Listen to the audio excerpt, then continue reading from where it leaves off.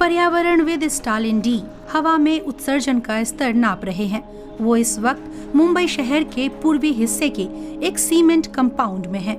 Air quality index में 195 के निशान का मतलब मुंबई में हवा की गुणवत्ता खराब है। सिंपल कंपैरिजन, मुंबई में लोग रोजाना 5 सिगरेट के धुएं के बराबर दूषित हवा अपने भीतर ले रहे हैं। कुछ नहीं कर सकते। जो नहीं पी रहा वो भी स्मोकर है। मुंबई के बच्चों के फेफड़े सिगरेट पीने वालों के फेफड़ों जैसे हैं। रोहिणी बनर्जी इस समस्या को बखूबी समझती हैं। उनके बेटे को सांस से जुड़ी बीमारियां होती रहती हैं। प्रदूषण का स्तर बढ़ते ही उसके लक्षण उभर आते हैं। पिछले 2 साल से उनके घर से बस 300 मीटर दूर एक बड़े निर्माण प्रोजेक्ट का काम चल रहा है।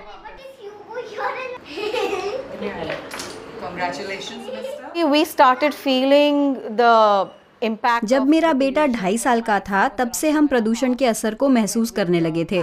जब भी हम बाहर घूमकर या खेल कूद या दौड़ भाग कर घर आते थे तो उस रात को उसे पक्का खांसी होती थी। डॉक्टरों के पास हमारे चक्कर अब अक्सर लगने लगे थे। उसे कफ सिरप देने लगे और कुछ मौकों पर तो उसे इनहेलर भी देना पड़ा। मुंबई के स्थानीय प्रशासन के अनुमान के मुताबिक शहर में 6000 से ज्यादा निर्माण परियोजनाएं चल रही हैं। वायु प्रदूषण बहुत ज्यादा है। धूल के कण PM 2.5 इतने बारीक होते हैं कि नंगी आंखों से नहीं दिखते। वो सीधे फेफड़ों में घुसकर खून में मिल जाते हैं। दिसंबर 2024 में कुछ इलाकों में प्रदूषण का स्तर 200 का आंकड़ा पार कर गया, जिससे हवा बहुत ज्यादा खराब हो गई। Centre for chronic disease control के हाल के अध्ययन ने पाया कि प्रदूषण के लिए जिम्मेदार इन कणों की जरा भी चपेट में आने से डायबिटीज जैसी बीमारियों का जोखिम 23% बढ़ जाता है। ब्लड शुगर का लेवल बढ़ने पर डायबिटीज होती है और उस शुगर को गलाने के लिए पैनक्रियाज में पर्याप्त इंसुलिन नहीं बनती। इससे आगे चलकर नसों, आँखों, गुर्दों और कार्डियोवैस्कुलर सिस्टम को नुकसान हो सकता है। टाइप 2 डायबिटीज के बढ़ने में कई फैक्टर काम करते हैं, जैसे DNA, लाइफस्टाइल और पर्यावरण। डायबिटोलॉजिस्ट डॉक्टर राजीव कोविल 2 दशकों से मुंबई में हैं और पिछले 3 साल से उनके पास डायबिटीज के युवा मरीजों की संख्या बढ़ रही है। The inflammation which is caused by poor 2.5 PM से कम वाले खराब एयर क्वालिटी इंडेक्स से शरीर में इन्फ्लेमेशन होने लगता है, जिससे ऑक्सीडेटिव स्ट्रेस होता है। उसकी वजह से पैनक्रियाटिक बीटा सेल्स टूटने लगती हैं, यानी इंसुलिन कम बनने लगती है। The inflammation causes insulin resistance.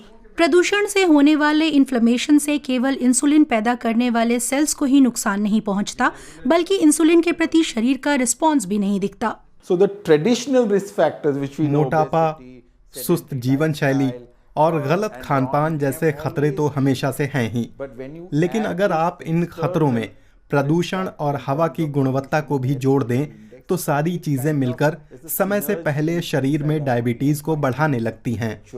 kind of development of diabetes. 47 साल के मर्विन फर्नांडिस ऐसे ही एक मरीज हैं जिन्हें हाल ही में प्रीमेच्योर डायबिटीज की शिकायत हुई। मर्विन संतुलित जीवन शैली बिताते थे, नियमित रूप से व्यायाम करते थे और पौष्टिक आहार लेते थे।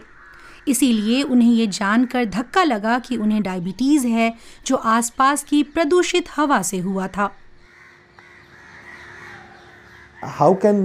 हम अपना ध्यान कैसे रखें? जिस हवा में सांस लेते हैं वही अशुद्ध है।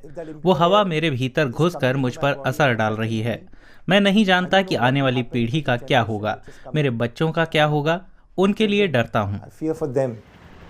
समस्या पर काबू पाने की कोशिश में राज्य प्रदूषण नियंत्रण बोर्ड ने एयर क्वालिटी इंडेक्स के 32 मॉनिटरिंग सिस्टम पूरी मुंबई में लगाए हैं। बोर्ड का कहना है कि वो करीब से प्रदूषण को मॉनिटर करता है और उसने रियल एस्टेट डेवलपर्स के लिए सख्त निर्देश जारी किए हैं। उन्हें 25 फुट ऊंचे बैरिकेड लगाने चाहिए और धूल के कण रोकने के लिए जाल और फॉगर जैसे सिस्टम होने चाहिए। CCTV लगा होना चाहिए और खुदाई के दौरान शोर कम होना चाहिए। धूल रहित वातावरण बनाए रखने के अलावा प्रोजेक्ट के मालिक को 24 घंटे निगरानी रखनी होगी। ये व्यापक दिशा निर्देश हमने बिल्डरों को जारी किए हैं। निर्देशों का उल्लंघन करने वाली निर्माण कंपनियों को बंद करने का नोटिस भी जारी हुआ, लेकिन कई मामलों में उनका कोई असर नहीं पड़ता और दोषियों को सजा नहीं मिलती। रोहिणी बनर्जी कहती हैं कि अधिकारी नाकाम रहे हैं। अगले 10 साल में ये समूची पीढ़ी इसकी कीमत चुकाएगी और वो बड़ी कीमत होगी। कोई भी सरकार ऐसी नहीं जो इस समस्या को हल कर पाए। लेकिन क्या प्राइवेट सेक्टर के पास समाधान है? जलवायु तकनीक से जुड़ी पुणे स्थित एक स्टार्टअप कंपनी रेस्पिरर लिविंग साइंसेज ने एटलस AQ नाम से एक ओपन सोर्स प्लेटफॉर्म बनाया है जो प्रदूषण की सटीक जानकारी देता है। प्रति वर्ग किलोमीटर के सटीक डेटा की मदद से आम जनता और समुदाय कुछ ठोस कदम उठा पाएंगे और इसी डेटा से उच्च स्तरीय अधिकारी समस्या वाले खास हिस्सों पर ध्यान दे पाएंगे। कंपनी सबसे ज्यादा प्रदूषण वाले इलाकों के लिए कार्रवाई की मांग कर रही है।